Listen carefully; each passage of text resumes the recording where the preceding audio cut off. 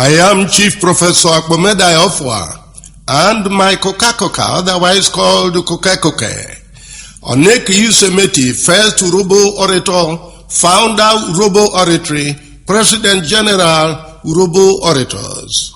Ikwevo kiroro na adagwa swine kadi obwine, adagwa tuta kadi otuta, odityo yoba. Eve URHOBO fenyuno, URHOBO language is worth learning. Of the 156 spoken languages in Nigeria, URHOBO is fifth largest and the largest spoken in Delta State.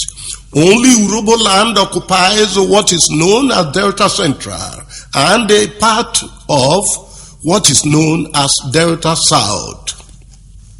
URHOBO is among the 200 languages the world over that have translated the Holy Bible into their own languages.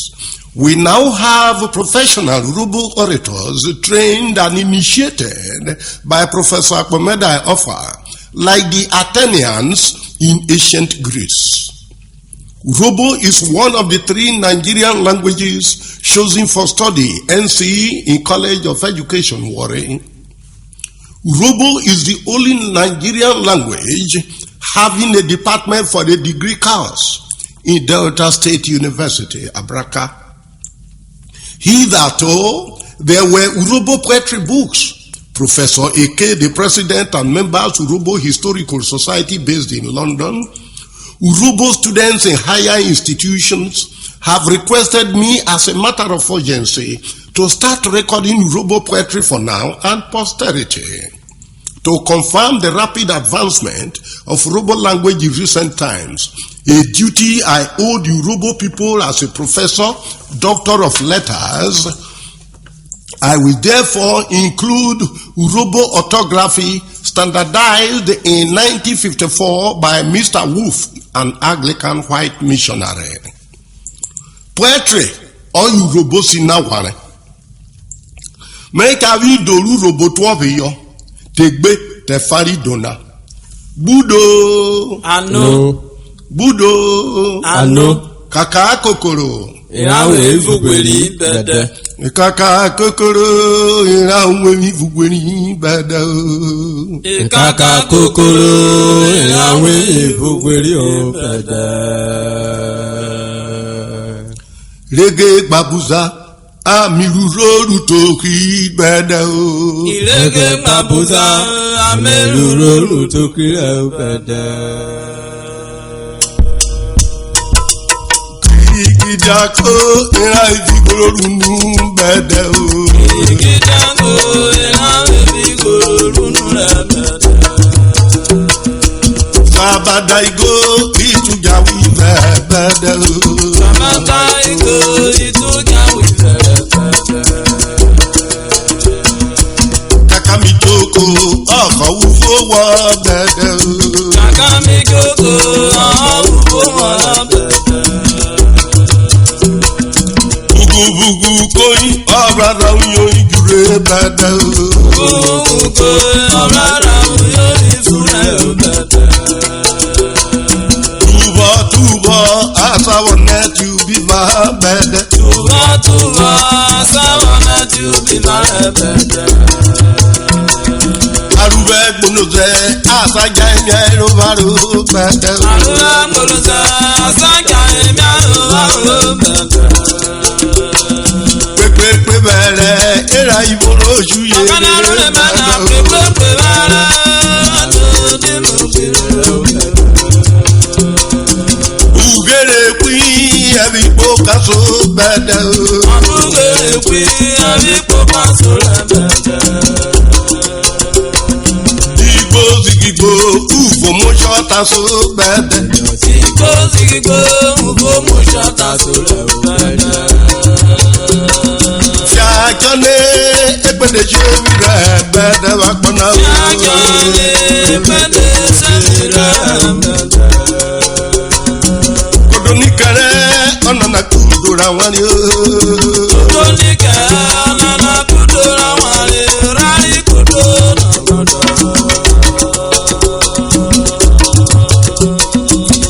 Ọ̀nà kíkúrọ̀ dàbí ọ̀bọ, Dese Basi, Okore Kalaba, na ko yo deri fe ko ri nyo wo boyin ne da fere Nigeria motore ma kan ke yo gba ede ko ta ni ki ja e ka degbo awon yen no ifebra ana e ka di yesi aidare da to bu wen aji ka welu kere yo ala di yesi o ma fo o fure paro bemre ko yo dere o so be sakra Ghana obi o to bu wen re do da fe na ko do ne Kalaba okori ko ti epene ko ye tare ana ja wa bre kuyo edo na ro ase jere omo ero pa ko se fi on ko yo ta no gba won pa yin ke di yesi o dere na omloro to ka de ta bo fure ko ru enu ro yin okeri yaka omo yara re ko ki to ru jere na ta ni basi ka wa bro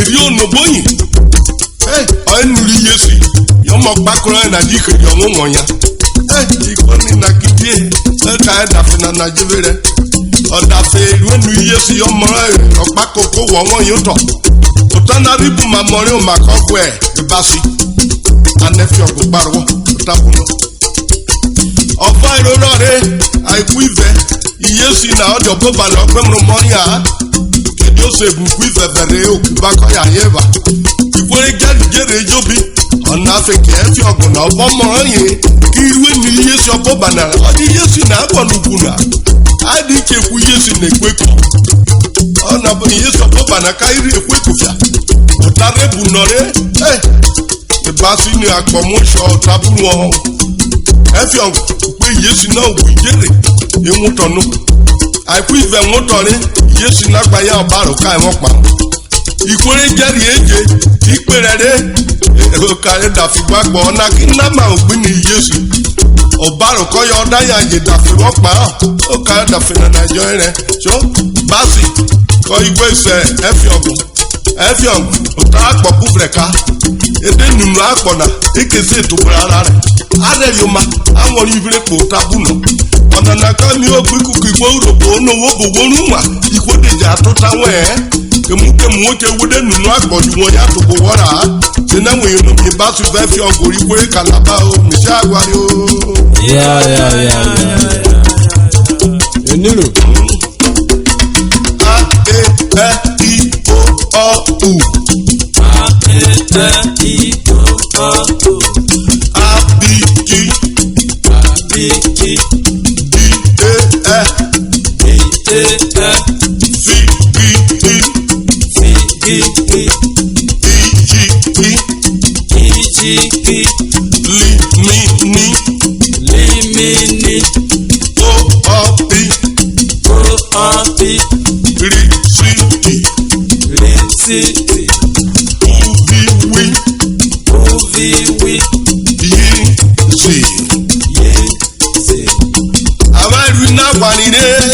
Akawari bi twobio anibo bi bubule ai pe ki lablaka ai bi babwebo ai ashemaba ai wotaba ukobo na yoba anibo peri baba oba radio baka oruma kwaraba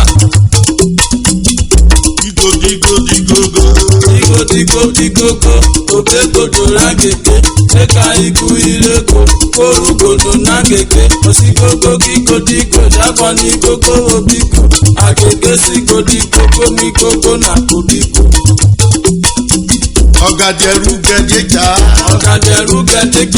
ede mo ogaderu gudu gogo mreka obokwa ikekuro gagifo ejero buku sigege upo gaga mo kekere upo gaga ro kekere kosa gikugu na oba irekekede kirugo ikegede sibobugo ogogo rasekaga omlikegede obugo osare ofori kidide opari ogorogu name kana oborikegede bugo kete ayu keke sibogo ona kiki ikerikevekure ikori kokoja imupekireko okati karafo lórí karaveko kan ifa ikweko òbúdé mú ìkúlẹ̀ ayílé kòkó gbẹ ọ̀pádọ̀ kólókẹ̀ kọ́ ìkúlẹ̀ ṣáìkẹ̀ àbọ̀lá kàkà bọ̀tà. ọkọ̀rí kòkó nákàrè. ọkọ̀rí kòkó nákàrè kọ́dí kòkó gbàgbéko kékeré dọ̀kọ́ ọ̀nà kí kòkó ránṣẹ́ lẹ́kọ̀ọ́ kí jígbe kí kéráka kólé kéka kọ́ lẹ́kọ̀ọ́ kòràká kí kòkó dà kọ́yè kó jí kí kòkó dàrú bàkà ìkàlẹ́ tí kòkó lẹ́kọ̀ọ́. ẹ̀tọ́rẹ́ àzìzà zizigi. ẹ̀tọ́rẹ́ àzìzà zizigi àti ìgbàsá ó ti gẹ̀ẹ́sà ó ti gẹ́ kàkà bọ̀ zizi ọtí fọkè àzìzà ó gàgà róró zigẹ̀ ó gàgà àzìzà délé kòsìkì etí kòsìkì sàgà. ó ti tẹ̀ fìtìtì. ó ti tẹ̀ fìtìtì àìpé kiri títà àìmúpé kiri ó tó kùtù ó tánú màrí títà rẹ̀ ó ti títẹ̀ tó ti tẹ̀ ọ̀tún tátánú ti tẹ̀ sáyé mi tí ó tó àtò ó ti tẹ̀ kákọ̀ tó ta ó ta tó yí sí tutù. ọ̀nà kíjì májàró digraph ọyọ̀ nánú rẹ̀ igi tó jà jèrè. igi tó jà jèrè ọ̀fọ̀gàró màlẹ̀ yùtù òjàró màkú yùtù igi ló jàjà àkọ́bí kéke jẹ́jẹ̀jẹ̀ ìjọ̀rọ̀ tó màró màmú ọgọ́jà dédé jọjájà òjúlójú lọ jáde fún. àjùjú fọjà ló tọrẹ. àjùjú fọjà ló tọrẹ ẹja ìrìbó náà jà adéjẹrẹ lọ́jọ́rò àjùjú lé wó fọjà péjì ṣe wó fọjọ́rò. ojújọ yóò sì gẹ́gẹ́ ojújọ yóò sì gẹ́gẹ́ ojú kéré bí yúdù ó sì gẹ́gẹ́ ọ̀jẹ̀jẹ̀jẹ̀ sọ́sàmù àpòjì kìlò ìfún ìrọ̀jà lọ́jọ́rò kọ́rẹ́ ìjẹ̀dàmú jájà. àyìrókòrò sópètù. àyìrókòrò sópètù rúrí kòkòrò para iná pamọ́kòrò ìsímòkìtì pé èèyàn rọ̀rọ̀ pọ̀ kéèta ọ̀nà kó kàrúpè oṣù rọjà mẹ́pọ̀ òkúra ní okòrò oṣù kòrò bùjẹ́ lé ọ̀rọ̀ pọ̀ fún para ó pètù òṣèlú. ọlọ́pọ̀ pàkọ́ dá ẹ̀ pa. ọlọ́pọ̀ tó dá ẹ̀ pa wọ́n lè yóò bá wọn gbé pẹ̀ wọ́n ló máa jó náà pàpàpà ọ̀nyẹ́rẹ́ pẹ́ dẹ́kọ̀ pa ó pàdé kù é pẹ́ dẹ́pẹ́ kúrá kọ́dé rí jẹ pa olùkúnù kúkúkú é pẹ́ ó pẹ́ kò má rẹ́ pa. pèrè pa. Upere pa kọ́kọ́ kọ̀rọ̀ upere pa kọ́kọ́ kọ̀rọ̀ ẹ̀pà ó pa òkú pé ẹ̀pà kọ́kọ̀rọ̀ ẹnu ló pa ó bọ̀ yóò pa lọ́wọ́ ta ẹ̀pà kò ti pẹ́nu pé kúpa ló pé ẹ̀pà ọ̀pà ẹ̀pà ní ẹ̀wọ̀n tùbọ̀ bọ́yẹ̀ pa lè rẹ̀ nà pé. àpínàpí pépéré. àpínàpí pépéré ọ̀dà pàwé pérépéré yọ̀rá wájú ké pépé kóró pípé tó máa rè wọ́yẹ̀lẹ̀ nàpínàpí ìfọ̀kẹ́rẹ́ apá wọn wọ́n pẹ̀ kóró apá mi àpínàpí abọ́lí kórépéré. ọ̀rọ̀ pépé pẹ́lẹ́ rùm rẹ̀. ọ̀rọ̀ pépé pẹ́lẹ́ rùm rẹ̀ ọ̀nà lórí ọ̀kẹ́ ló pàpà pàpà bẹ̀rẹ̀ lórí kòjọ́ ọ̀rọ̀ pépé pẹ́lẹ́ rùm rẹ̀ ó tó pépé pẹ̀lú pàpà pàpà ló bò lóluwẹ̀.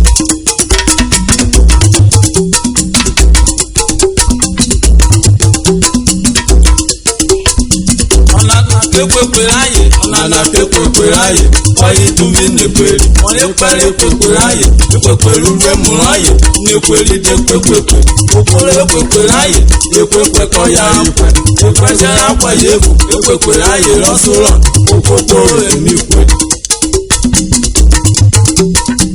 àyìrógógó dígì gan. àyìrógógó dígì gan òbẹ́kì rúgẹ́rúgẹ́ rúgẹ́rẹ́ fínẹ́kì ọ̀bùgẹ́gẹ́ ló mẹ́gẹ́rẹ́ ọ̀dẹ́gàgàrí mi ògógó àbọ̀rọ̀ ló gẹ́gẹ́. ọ̀dẹ̀ ìkàgẹ́fẹ́ gàgàrà. ìkàgẹ́fẹ́ gàgàrà ìbùgẹ́gẹ́ kò mẹ́bùgẹ́ ògẹ́rà mi ògẹ́rù pọ̀ èké kó àríwọ̀nyà ìkùkùkù ilé kò bùgẹ́rẹ́ ó kárí fẹ́.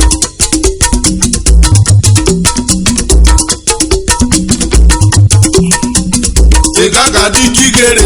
ìkàgàdí jígèrè rogo kori gogoro lókàlù fòlárèkó ọ̀pọ̀ ní kònyégó ó dárí kó ọ̀kìnànà ànàgò máa wú kó mẹ́gàn.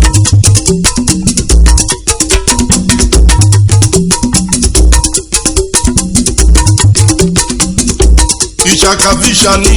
ìṣàkàbíṣàní àìpé kìlọ̀ nìṣà àìmẹ́sẹ̀ṣẹ̀ tẹ̀ irú ẹ̀rọ ṣaṣaṣa ayé wọ́n ṣe ṣẹ̀ṣẹ̀ òbí kiri ṣàgámù. ọ̀ṣàlẹ̀fẹ̀ ṣàdíṣàṣà. ọ̀ṣàlẹ̀fẹ̀ ṣàdíṣàṣà ọ̀kẹ́lẹ́ ṣẹ̀ bọ́líṣù lẹ́ṣẹ̀ tí ṣùṣù pọ̀pọ̀ nígbẹ̀fẹ̀ ṣoṣo lọ́tọ̀rẹ̀ èṣù mọ́mú pa ìṣọ́ṣì.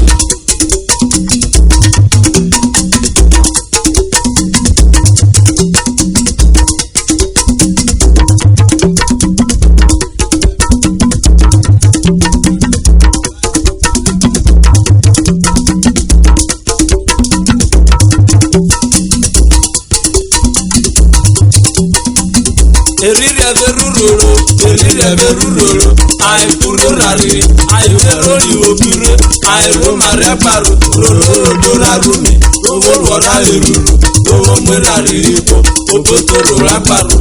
Erirẹ̀ bó rárẹ̀. Erirẹ̀ bó rárẹ̀, ó rárí ológọ́gọ́rọ̀, ọ̀rá èdè mú rírì ẹ̀kìrì bẹ́ra èkéra rẹ̀, jùròrò rẹ̀dẹ̀kọ̀ rárẹ̀, ọ̀rá rẹ̀ bẹ́ra rẹ̀, ìrà rẹ̀ ló tàdé nómà, tàbọ̀jòrò nú lómà.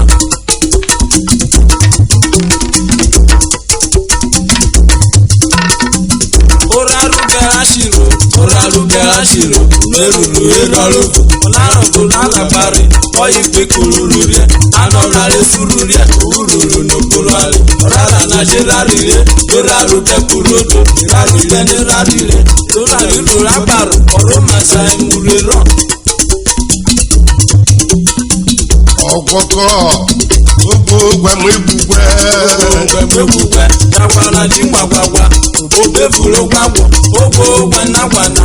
Wọ́n dé gbogbo gbàgbàgbà, òwúrọ̀ pè náà má gbàgbà, ọ̀bọ̀gbọ̀ gbogbo ẹ̀dẹ̀rẹ̀ wọ̀. Mímí kú ibùfẹ́ wá.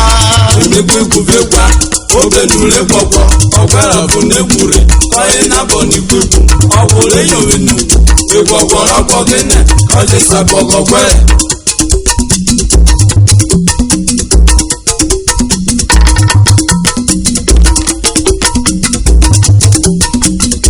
Mẹ́mà yìí búrẹ́. Mẹ́mà yìí búrẹ́. Ọjọ́ kiri bolo. Ọba bẹ̀rẹ̀ kíjà. Ọba máa bí àwòtọ́. Owó kékeré owó bí fúri níbò.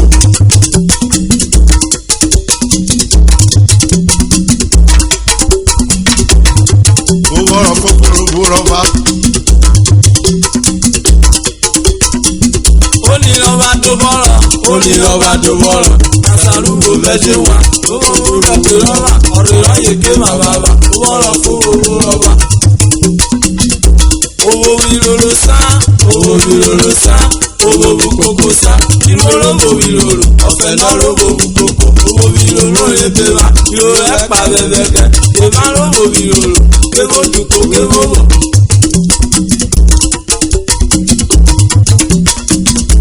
Ìgbìgbìdé gbẹ̀nẹ́. Ìgbìgbìdé gbẹ̀nẹ́. Àsáré kan ọgbà ìfẹ́kọ̀rọ̀ ọ̀ránṣẹ́ òbí gbèdé.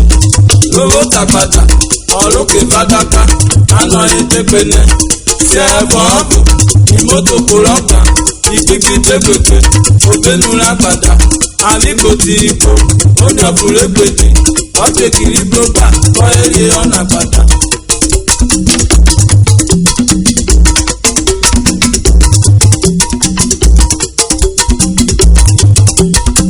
Gbégbégbégbé egbò. Gbégbégbégbé egbò. Ó kí kojú máa ráyè bọ̀. Kí ló gbòòrò gbèrí bọ̀. Ó gbẹ́nugbẹ́. Ìpolówó dáyàbá. Máa ráyè kí gbégbégbé. Lọ́mọ́lẹ́ ọkọ̀ báìbù lọ́pàá. Ògbìgbégbùgbébọ̀ ọ̀pọ̀. Ògbìgbégbùgbébọ̀ ọ̀pọ̀. Ọlọ́gbìn kó yẹ jí pẹ́. Ògbìgbégbù kó má gbègbè. Ògbìgbégbù bọ̀gàtọ̀. Gbọ̀gùn wèrí bọ̀gàtà. Kí ló fi lọ́pọ̀ gbogbo? Ògbìgbégbù ògùnbẹ̀. Ọ̀rù gbègbè wo dìgbò. Agbaniró gbìgbègbè. Agbaniró gbìgbègbè. Ìpẹ́nipẹ́. Ọkọ̀ níta mẹ́jọ gbẹ. Lọ́gbọ̀n náà omi gbọ́fà. Ó máa kọ́ sókọ̀ gbọ̀gbọ̀gbọ̀. Ẹgbẹ́ jọ̀bọ̀ gbọ̀nà gbẹ.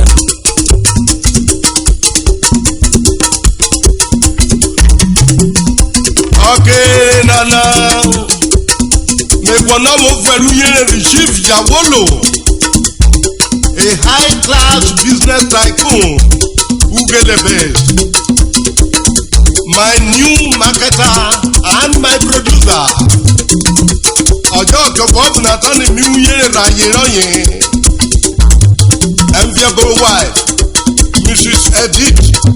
Jawolo Ani Okiyo Verupoto